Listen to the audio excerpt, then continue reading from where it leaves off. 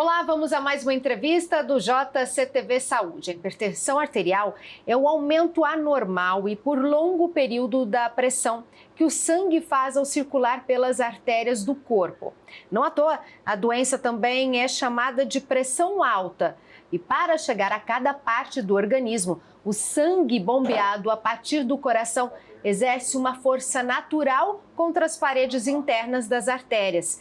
Os vasos, por sua vez, oferecem certa resistência a essa passagem. E é essa disputa que determina a pressão arterial.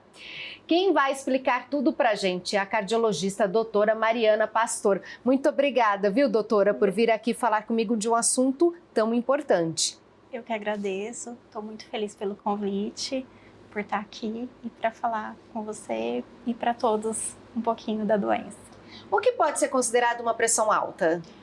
Uma pressão alta, popularmente, que é a doença mais prevalente aqui do Brasil, dos nossos consultórios e de muitos familiares, seria uma pressão, a gente fala 14/9, mas 140/90. E se o paciente vai no consultório, duas medidas acima de 140/90, a gente pode falar que o paciente já é hipertenso, tá? E o paciente que ele tem algum familiar com a hipertensão, ele precisa pelo menos verificar essa pressão arterial uma vez por ano.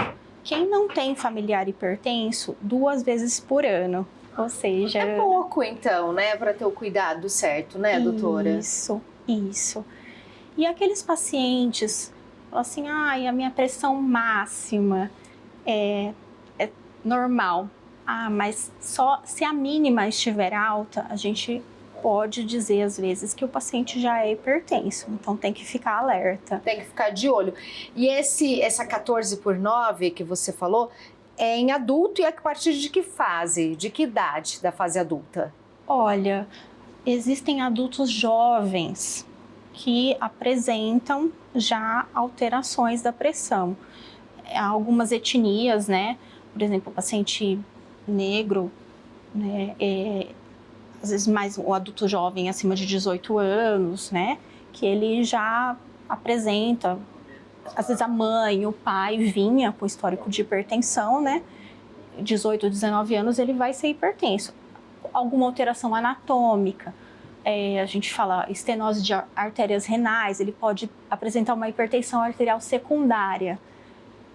Então ele vai no consultório, ele já sabe que a mãe dele era hipertensa, secundária à genética. Então fica alerta, então é uma causa específica. Então, existem casos de adultos jovens hipertensos, né? Então, a primeira dica, a dica mais importante é que se na sua família, seu pai, sua mãe, avô, avó, alguém é hipertenso, mesmo que você não tenha nenhum sinal, vai até um cardiologista e faça o check-up e veja certinho como está essa pressão. Então, é isso, né, doutora? Sim. Como eu falei, é uma doença muito prevalente, muitas vezes silenciosa, tá? Então, já aconteceu. Até na nossa família mesmo. Mas eu não sinto nada. Será que eu sou hipertenso? Sim, porque é como se o organismo acostumasse, né, com aquela pressão. O organismo vai se adaptando, né? E aí, mede, né? Tá? Com pressão 160/90, 160/100, 16/10, né? Aí, o que acontece? Se o paciente já tem uma pressão 160/16/10, se você for praticar uma atividade física, o esperado é sua pressão arterial aumentar, o fisiológico, junto com a frequência cardíaca. Porque o corpo, ele precisa de sangue. O coração, ele bombeia esse sangue para as demais estruturas, cérebro, né, músculo. Então, a pressão, ela vai subir mais ainda, né? Imagine, um paciente, e você não sabe, né? Você não tem esse diagnóstico. Por isso é importante, então, antes de começar a praticar qualquer exercício físico, fazer um check-up? Com certeza. Por isso também, assim que a gente, bacana, né? Fazer avaliação cardiológica, né? Como prevenção. Muita gente tem medo do médico, se assusta, fala assim, não, eu vou descobrir alguma doença. Não, gente, hoje em dia os exames estão aí para a gente prevenir, né? Não para correr. A gente poder tratar, cuidar, né? Por uma equipe multidisciplinar, né? Em conjunto. A alimentação, que eu vou falar mais para frente. Você descobriu a doença? Não, então vamos tratar em conjunto com as mudanças do estilo de vida, né? Que tudo faz Você parte. falou, antes da gente chegar nessa mudança do estilo de vida, vamos resgatar aqui um pouquinho no começo, para quem está assistindo a gente. Você citou que é uma doença silenciosa. Se é uma doença silenciosa, então ela não me dá nenhum sinal de alerta além da ser hereditária? Não, ela pode dar sim um sinal de alerta. Então vamos ficar atentos aos sinais de alerta, então. Por exemplo, às vezes o histórico familiar. Com o passar do tempo, a gente vai envelhecer, né? Que nem a criança, ela tem muita facilidade, muita agilidade. E a gente, por exemplo, com 20, 30 anos, aos 30 anos você sabe que não fazia as mesmas coisas com os 20 anos. Nós vamos envelhecendo, a rigidez da musculatura, das articulações, e a mesma coisa da parede dos vasos, né? Então, existe um depósito de colágeno, né? E juntamente o cálcio. Então, a parede das nossas artérias é a mesma coisa, né? E essa rigidez, o sangue, ele precisa, o coração ele bombeia esse sangue, precisa de mais força, né? E se a gente tem esses fatores de risco, obesidade, sedentarismo, excesso de sal na comida, o coração ele precisa de uma força maior para mandar esse sangue para o corpo todo, né? E quanto mais rígida a parede do vaso, mais difícil é. E é aí onde entra a fisiopatologia da hipertensão arterial. E se não chega sangue, a gente começa a ter tontura, turvação visual, né? Às vezes você descobre a hipertensão já num estágio mais avançado, porque precisa de mais força. Então, às vezes, você já vai ter uma turvação visual maior, né? Uma tontura. É onde fala, nossa, estou passando mal. O que será que aconteceu? Vamos medir a pressão. Que pode ser a pressão alta. Exatamente. Por isso que você vai fazer uma prevenção, né? Vamos ver o que está acontecendo. Você não quer pegar doença, às vezes, numa fase avançada. Então, dá tempo de você mudar os fatores de risco. E, assim, a gente sabe, para mim, para todos nós, o quanto é difícil mudar um estilo de vida. Mais novo é mais fácil, mas é mais duradouro quando a gente muda um estilo de vida a longo prazo. São os hábitos. A longo prazo, porque também a gente não adquiriu, vamos supor, essa rigidez arterial, essas mudanças não foi do dia para a noite. Então, não vai ser do dia para a noite que nós vamos conseguir sarar. Exatamente, mas vai ser mais duradouro. Então, a pessoa descobriu que está com hipertensão arterial. Qual que é o próximo passo? Essa mudança que você falou, o que ela engloba? Então, descobriu, vamos para um tratamento. Então, todo o tratamento, o paciente vai, primeiro passo, mudança do estilo de vida. O que seria? Redução do sal da comida, geralmente os pacientes são sedentários, uma atividade física. O que é preconizado? 45 minutos 3 vezes na semana ou meia hora por dia, 5 vezes na semana. Ai, mas doutora, é muito difícil, eu não tenho tempo, ai, minha vida é corrida. Não, então tá. Vamos começar 10 minutos por dia. Ai, adianta fazer um só dia na semana? O que acontece? Um dia só de uma vez, o teu organismo não está adaptado. Então, tem que ser aos pouquinhos para começar a adaptar. Tudo aos pouquinhos.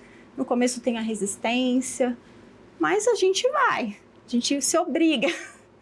Para a saúde a gente faz tudo, né? Exatamente, porque a saúde é nosso maior bem.